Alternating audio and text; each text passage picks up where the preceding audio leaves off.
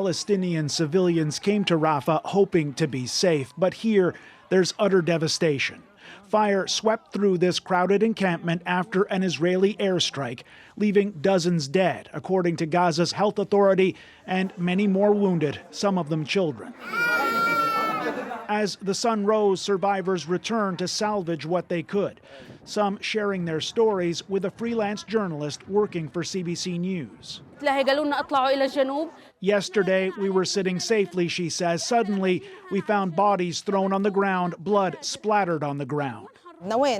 Where do we go, she asks. Tell me, where can I find a safe place to go with our kids? Israel says its strike was aimed at and killed a pair of senior Hamas officials and came after the group launched rockets into Israel. Last night, the IDF targeted 2 Hamas commanders in Rafah, whose hands were drenched in Israeli blood.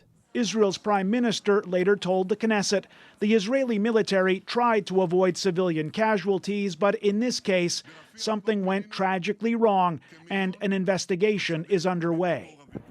Though to UNRWA, the UN relief agency in Gaza, calling this a mistake or mishap is a gross understatement. It's not an adequate, an appropriate, respectful description for a tragedy, a massacre, a horrific event of this magnitude.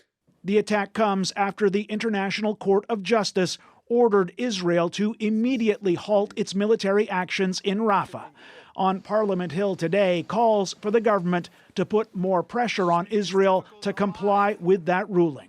What will it take for this Liberal government to send a message to Netanyahu that what has happened is inexcusable? The level of human suffering is catastrophic, and that's why, Mr. Speaker, we need an immediate ceasefire. So, Tom, Canada isn't the only country calling for an end to the violence, obviously. Yeah, that's right. We heard today from French President Emmanuel Macron.